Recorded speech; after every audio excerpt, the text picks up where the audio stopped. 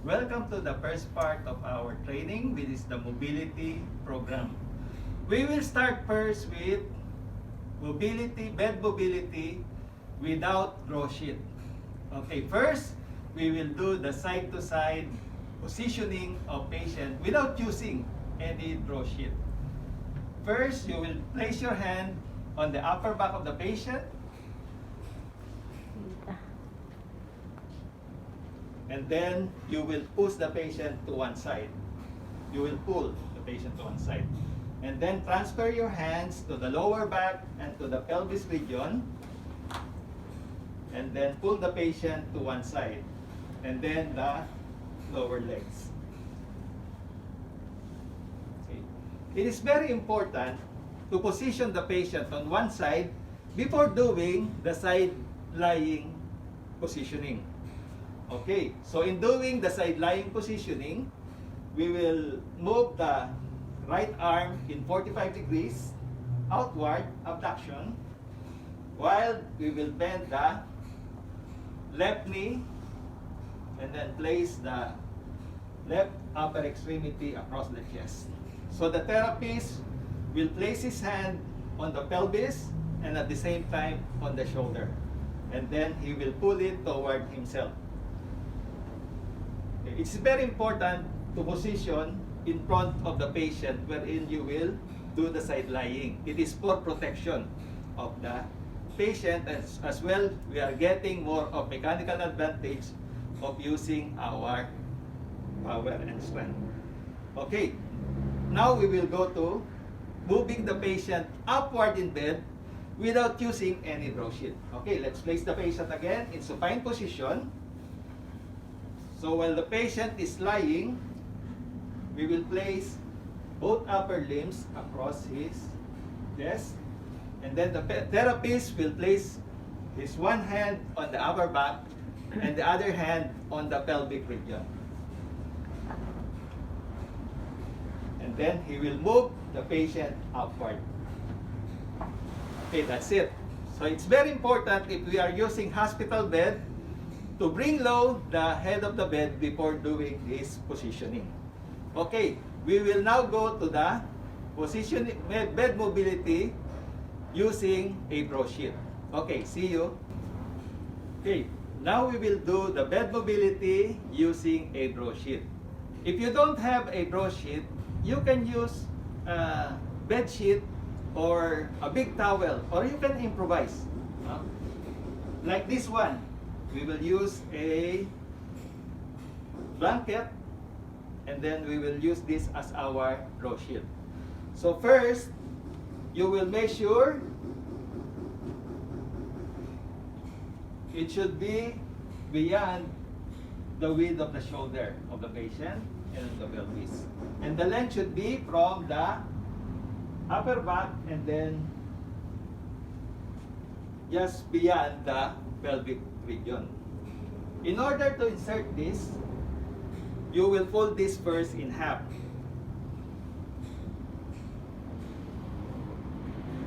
Okay, down to the middle of the draw sheet. And then, as we learned earlier, we will do the turning from supine to side lying. Bend the knee, move the one arm in 45 degrees, one arm across the shoulder, and then we will turn the patient. Okay, and then we will insert the draw sheet up to the middle of his lap.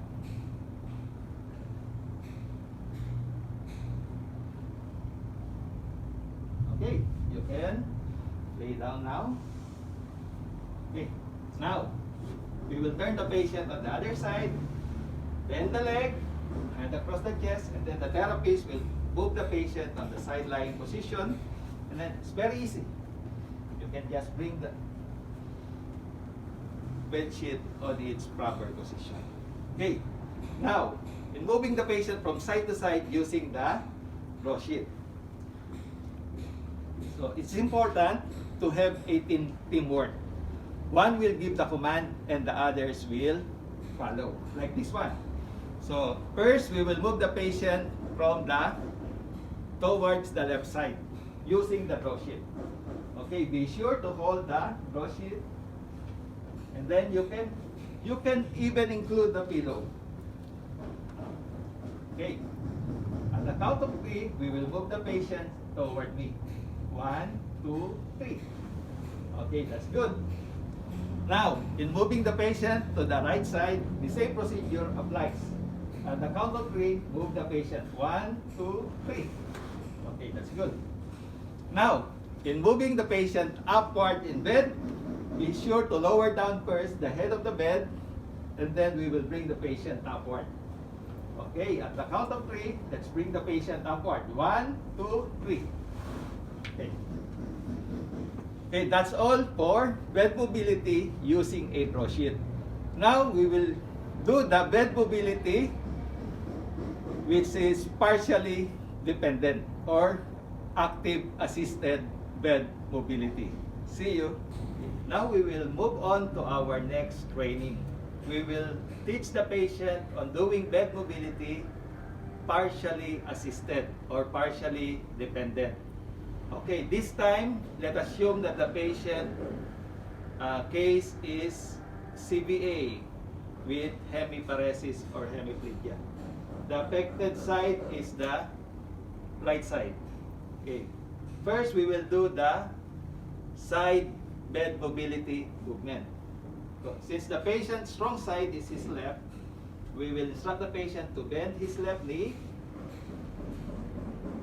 and then bend his left elbow. We will assist the right leg. Okay, instruct the patient to lift his pelvis and then move to the left. Okay, move to the left. Okay, that's it. And then instruct the patient to push down his elbow and then move his upper body to the left. Okay, that's good. Now, in this position, let us now go from supine to side lying, partially assisted. Okay, move your affected leg. Straight. Move the affected arm in 45 degrees.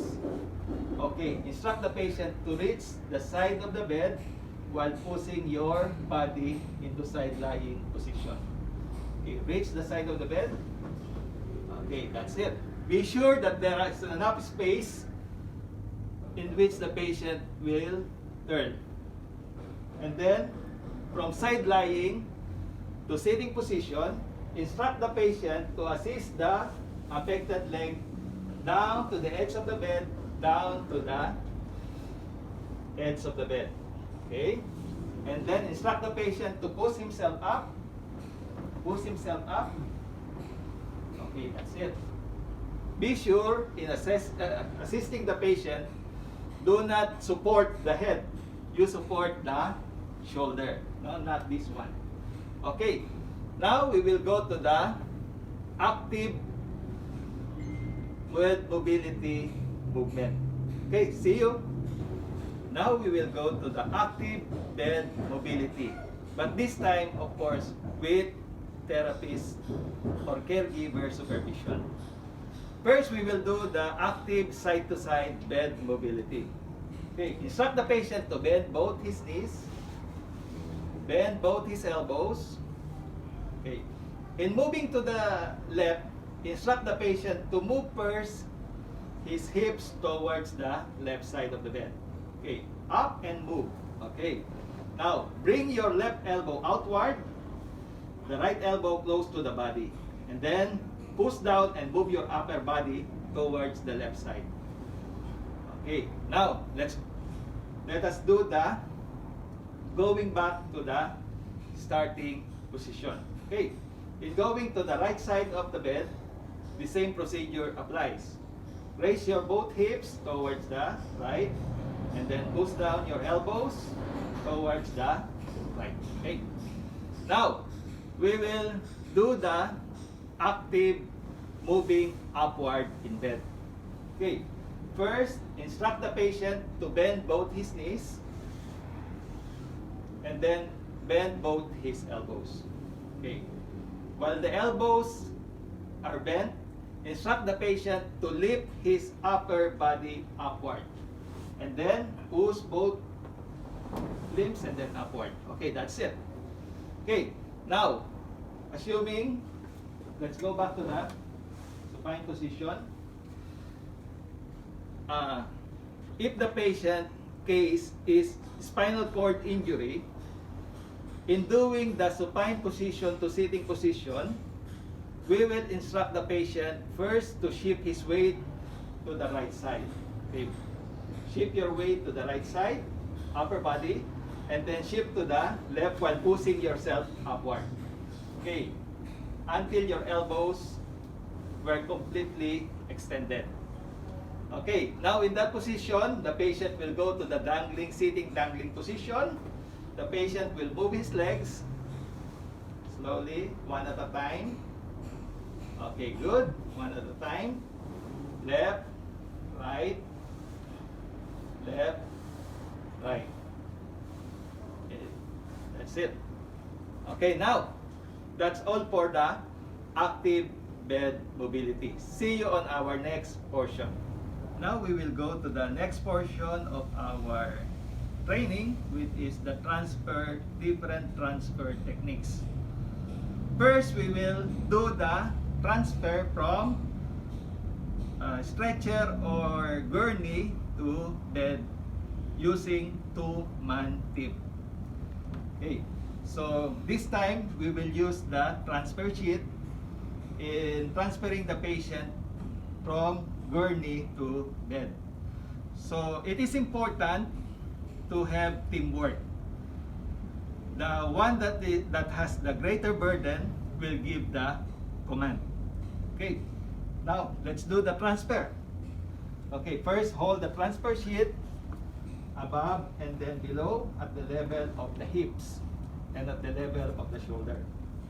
Okay, the one that has the greater burden will be Sir Lucas, and he will give the command. Okay, at the count of 3, 1, 2, 3, go. Okay, that's it.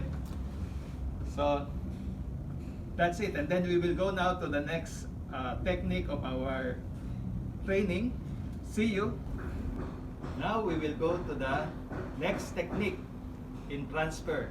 This time we will do transfer from wheelchair to bed, maximum assist, two-man team. In transferring the patient from wheelchair to bed, be sure that the wheelchair is close to the bed, and then be sure that the patient is facing towards the foot of the bed. Okay, the same procedure applies. The one which has the greater burden will give the command. Okay, first, the therapist at the back of the patient will move his hands underneath the patient arms, and then be sure to hold the patient forearms, while the other therapist or caregiver will support the lower limbs. Okay, applying the principle of proper body mechanics. Okay, Sir Lucas will give the command. Okay. Count of 3, 1, 2, 3, Go. Okay, so that's the proper way. This time we will do the transfer from wheelchair to bed using two-man team. Be sure to position the wheelchair close to the bed, and then be sure to position the patient facing the foot of the bed. Okay, so that the therapist or the caregiver at the back will insert both his hands underneath the patient arms, and then hold to the patient forearms. And then the other therapist or the caregiver will support the lower limbs. So the same procedure applies. The one with the greater burden will give the command.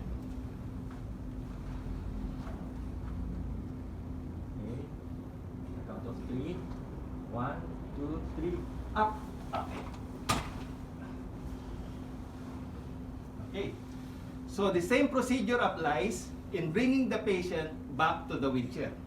Okay, let's position the patient in long sitting position. Okay, so the therapist at the back will insert his hands underneath the patient arms and support the forearms. So the other therapist or caregiver will support the lower limbs. So Sir Lucas will give the command. Okay, again, at the count of 3. 1, 2, 3, go! Okay. Now we will go to the next part of our transfer techniques. See you. Now we will do the transfer from bed to wheelchair. This time our case is CBA right hemiplegia. So the affected is the right side.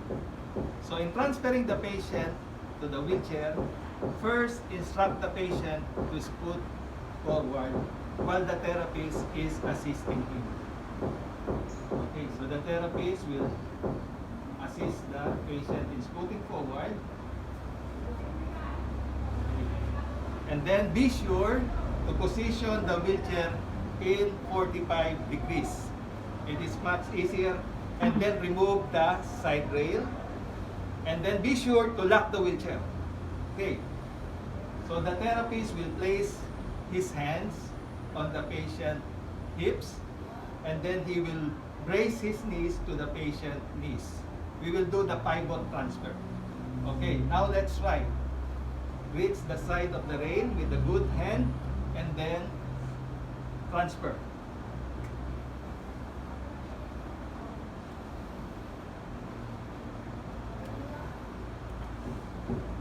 Okay, so it is better to position the patient in transferring towards the non-affected side or the good side. Now, in bringing the patient back to bed, this time let us assume that the affected side is the left side. Okay, so the same procedure applies. We will assist the patient in scooting forward. And then the therapist will brace the knees, hold on to the back, to the lower back, and then do the pivot transfer.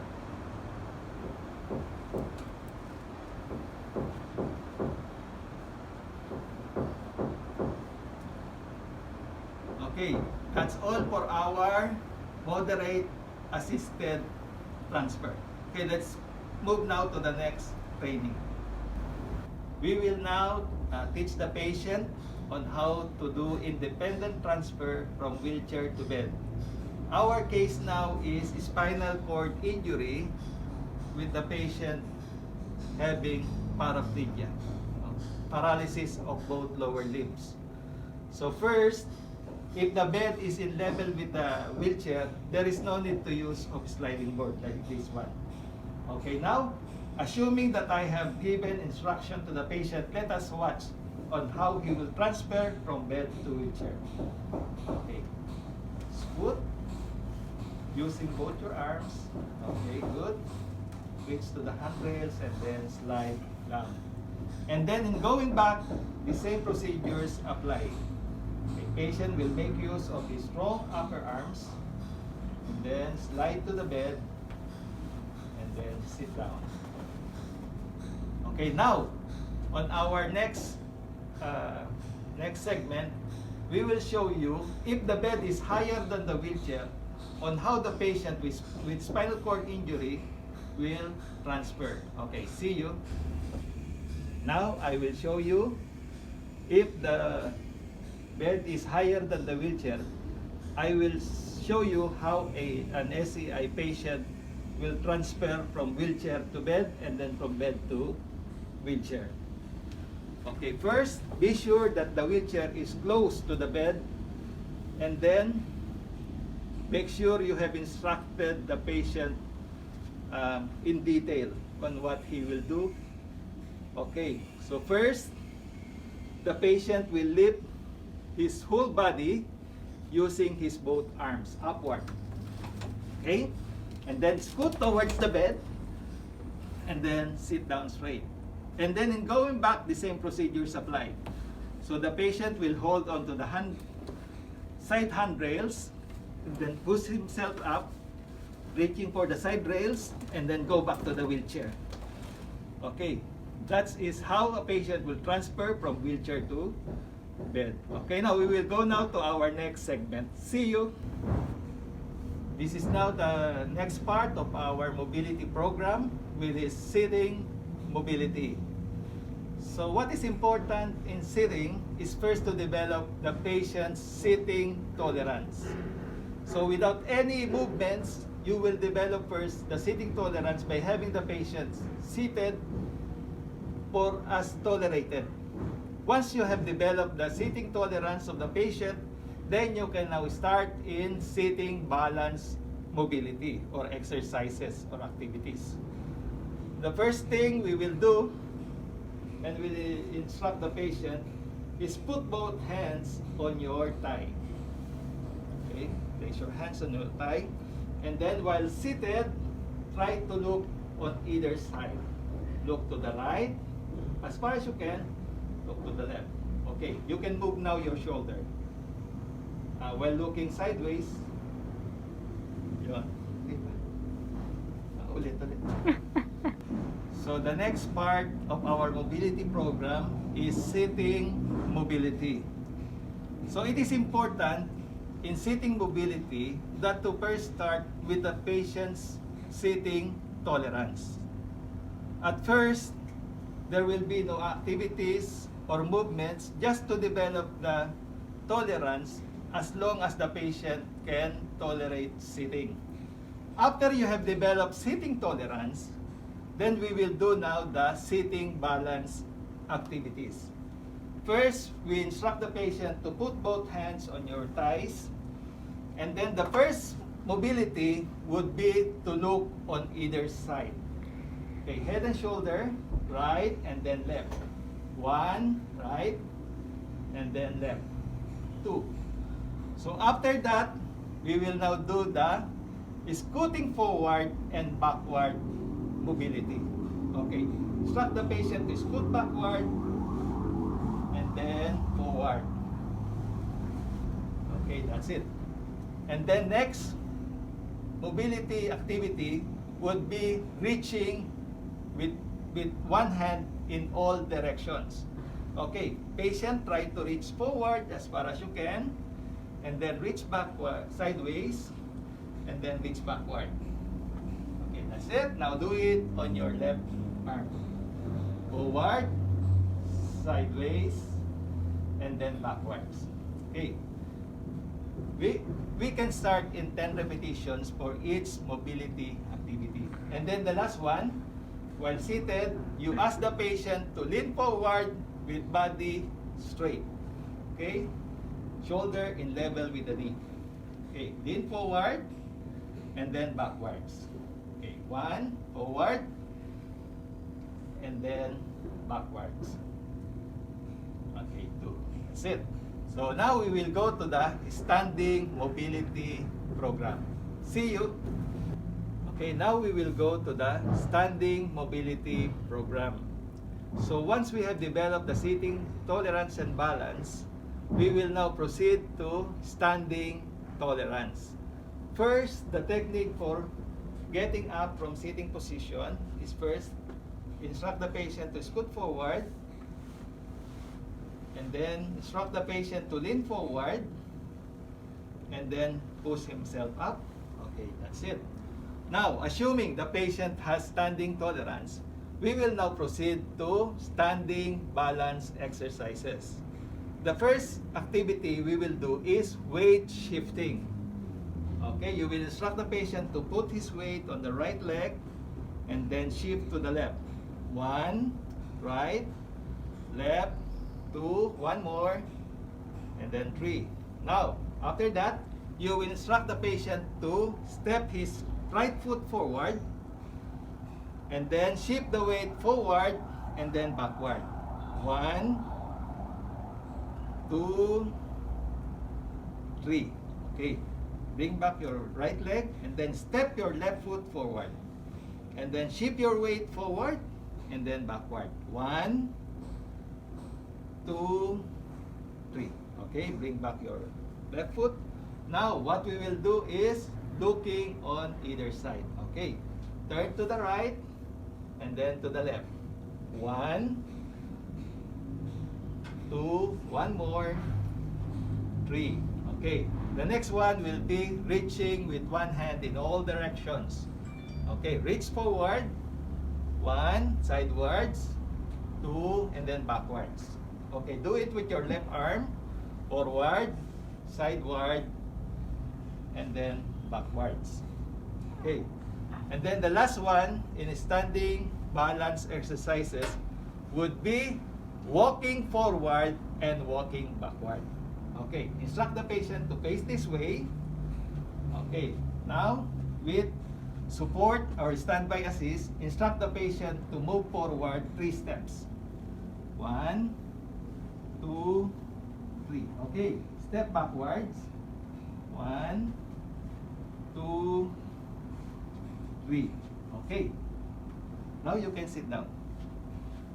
So for lessening the amount of time in doing this program, we just limit the repetitions to 3. Okay, then I'll see you again on our next segment. Let us now go to our gait training portion.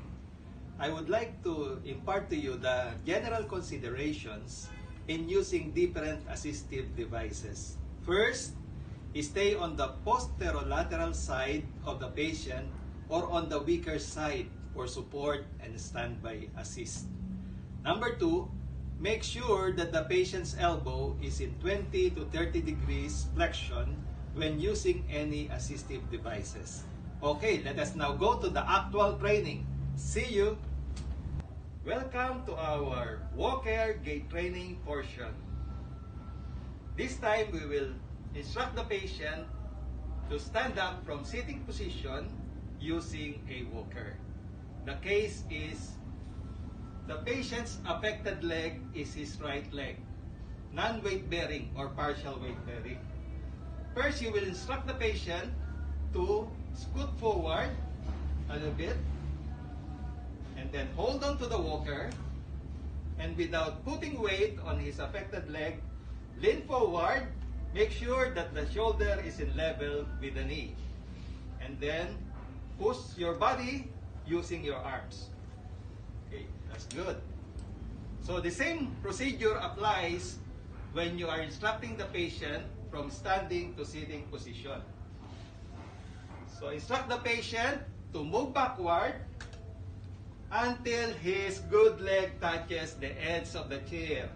And then the same, lean forward first, not putting weight on the affected leg, and then move slowly downward. Okay, and then scoot back. Okay, that is from sitting to standing and standing to sitting position. Let's see you in another portion. We will go now to the actual training using our walker. So first, standing from sitting position, like what we did before. Okay? Patient, let us now stand up. Okay, that's good. And then, the pattern that we will use is swing to gait pattern. Non-weight bearing or partial weight bearing on the affected leg, which is the right leg. Okay, instruct the patient to move the walker 1 step away. And then bad leg, and then good leg. Okay. Walker, bad leg, and then good leg. Walker, bad leg, good leg. Okay. Walker, bad leg, good leg. Walker, bad leg, good leg. And now we will do the turning. The same procedure applies. Walker, turn the walker slowly. Bad leg, good leg.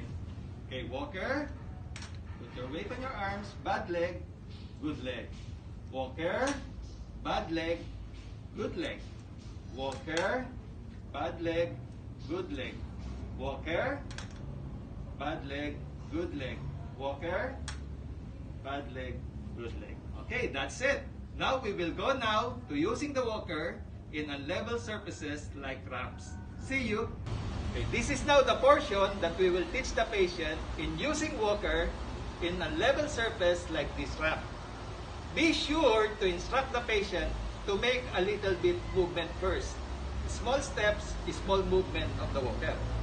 And be sure to instruct the patient to lean slightly forward.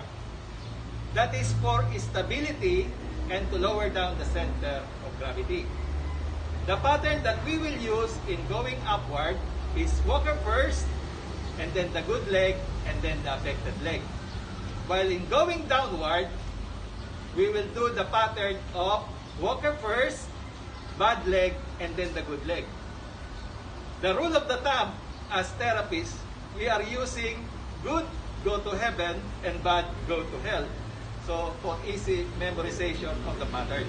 Okay, let's start now with using the walker in going upward. Be sure to stay on the posterolateral side of the affected side of the patient. Okay, instruct the patient to move the walker slightly forward. And then the good leg, small step, and then the bad leg. That's good. Walker, good leg, and then bad leg.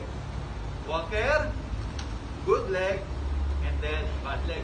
Now, assuming we are now going downward, okay, let's turn. Assuming we are now going downward, okay. So this time, I will stay on the anterolateral side of the affected leg for support and stability. Now, the pattern that we will use, as I said before, walker first, bad leg, and then good leg.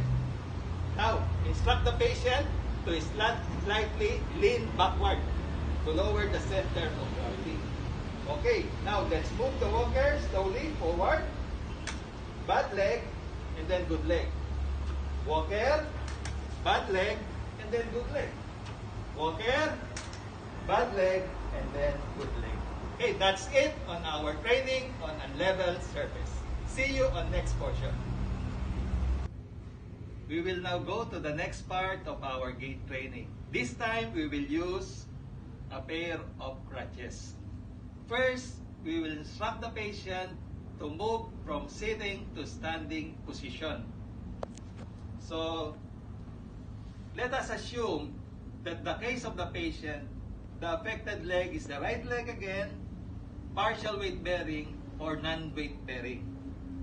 So in instructing the patient to stand up from sitting position, first instruct the patient to put the crutches together on the dominant hand. And then instruct the patient to slowly scoot forward without putting weight or partial weight on the affected leg. If the chair has an arm, the patient can use the arm in pushing himself upward. But if not, if there is no arm, the patient can use the side of the chair in pushing himself upward. So this time, instruct the patient to slowly lean forward, shoulder in level with the knees, and then slightly push himself upwards, pushing the weight on the arms. Okay, while standing, transfer the other crutch on the other side. Okay. Be sure that the clearance of the crutch support from the axilla is 2 finger breadth, like this one.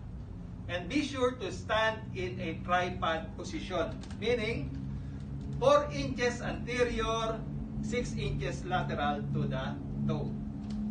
Okay, now let's try from standing to sitting position. Okay, let's place both crutches together on the dominant hand, and then instruct the patient to lean forward slowly, reaching to the edge of the chair, and then slowly put himself down, and then scoot backwards. Okay. Now we will go to the actual training program. Okay. This time, we will go to the actual training crutch using program. In using crutches on level surfaces, there are 4 techniques that we are using. First is the 3-point gait. Next is the 4-point gait. Next is the 2-point gait and the swing to and swing through pattern. Let's start first with the 3-point gait.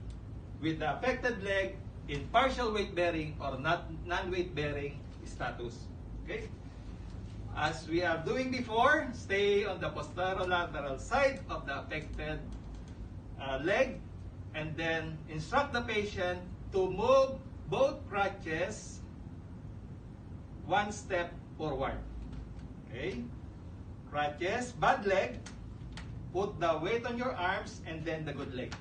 That's good. Okay, crutches, bad leg, and then the good leg. Crutches, bad leg, and then the good leg. So that is what we call the 3-point gait. Now we will go to the 4-point gait. This is stable, but it took longer than the 3-point gait. First, let's move the left crutch forward. Left crutch, affected leg, right crutch, and then the good leg. 4-point gait. Left crutch, affected leg, right crutch, and then the left leg. Okay, 1, 2, 3, 4. 1, 2, 3, 4. So that is our 4-point gait. The 2-point gait is much easier and lesser time. This time, the left crutch and the right leg or the affected leg will move at the same time. Okay, left crutch and right leg, and then right crutch and good leg. Okay, 1, okay, and then 2. Okay, good. 1, and then 2. So that is our 2-point gait. Now we will go to our swing to and swing through gait. So the term implies when we do the swing to, the patient moves the crutches forward, but while he moves both legs forward, he will not pass through the crutches. Swing to.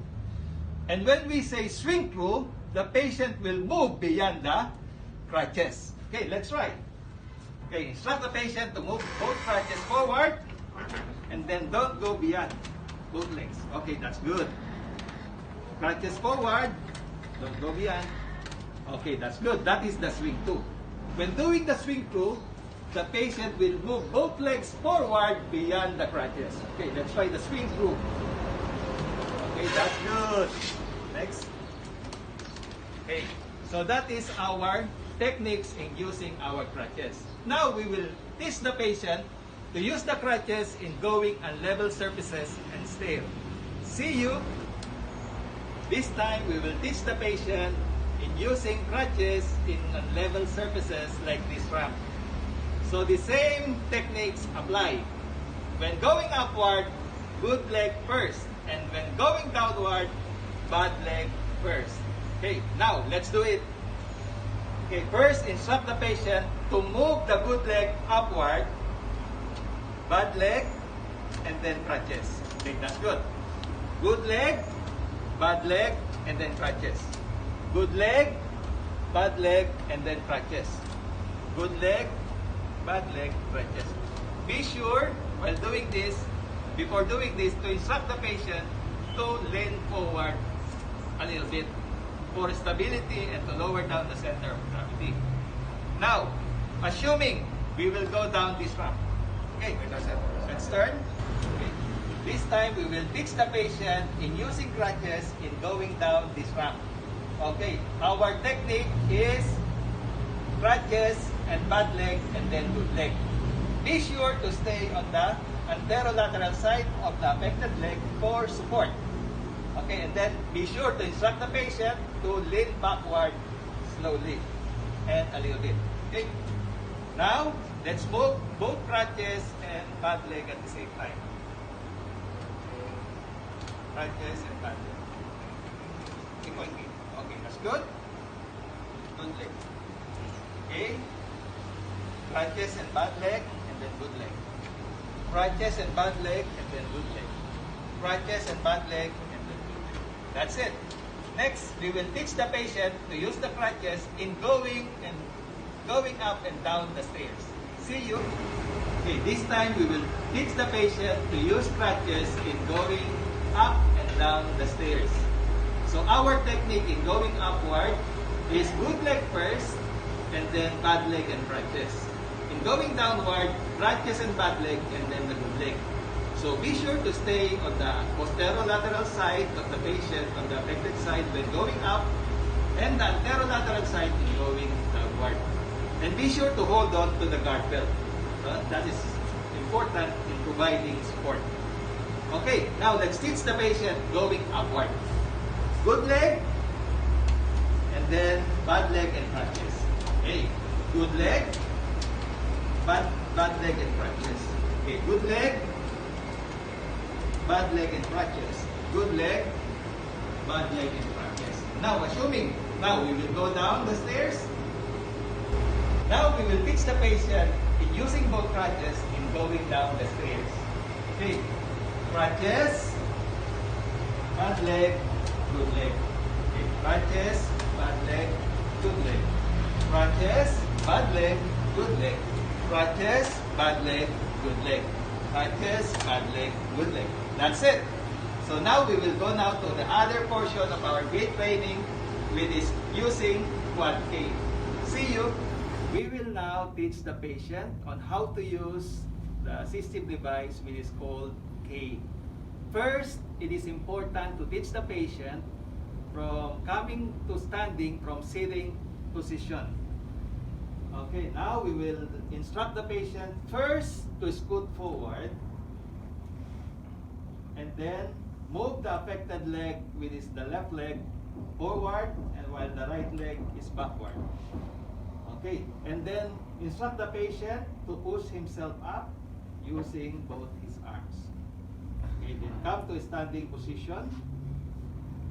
Okay, now, in going from standing to sitting, you will instruct the patient to move or step backward until the back of his knee touches the edge of the chair. Okay? Move your left leg forward, the affected leg forward, and then slowly sit down. Okay, and then scoot backwards. Okay. Now we will teach the patient on how to use the cane using the most stable pattern. Okay, now let's practice again. From sitting to standing, scoot forward, and then lean forward, and then stand up. Push yourself up. Okay, balance. Okay, the first pattern we will use, move the cane first forward, the affected leg, the left, and then the right. Cane, left, right. Cane, left, right. Okay, that's it. Now, to progress this pattern, we will use the 2-point gait. The left leg and the cane will move simultaneously. Okay? Cane and left leg, and then the right. Cane and left leg, and then the right. Cane and left leg, and then the right. Okay, that's it. Now we will teach the patient on how to use the cane in a level surface, the stairs and ramps. See you. Go. Now we will teach the patient on how to use the cane in going up on a level surface, this time which is the ramp. Okay, the therapist will stay on the affected side of the patient, on the posterolateral side for support and standby assist. Now, we will instruct the patient when moving up, our rule of thumb, good, go to heaven, bad, go to hell. So instruct the patient to move the good leg forward, and then the bad leg and the cane. Okay? Good leg, cane and bad leg. Okay, that's good. Good leg, cane and bad leg. Good leg, cane and bad leg. Now, we will teach the patient on how to use the cane in going down the ramp. Cut.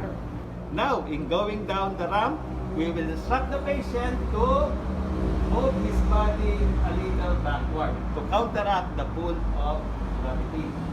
Now, let's move the cane forward, the affected leg, and then the good leg. Cane, left, right. Cane, left, right. Cane, left, right. Okay, that's it. So that's how we use the cane in ramps. Now we will use the cane in stairs. Now, we will teach the patient in using the cane in going up the stairs. Now, we will instruct the patient to lean forward a little bit. Okay? And then, move the good leg upward. It is the right, and then cane, and then the left. Okay, that's good. Good. Cane, and then the affected. Very good. Cane, and then the affected leg.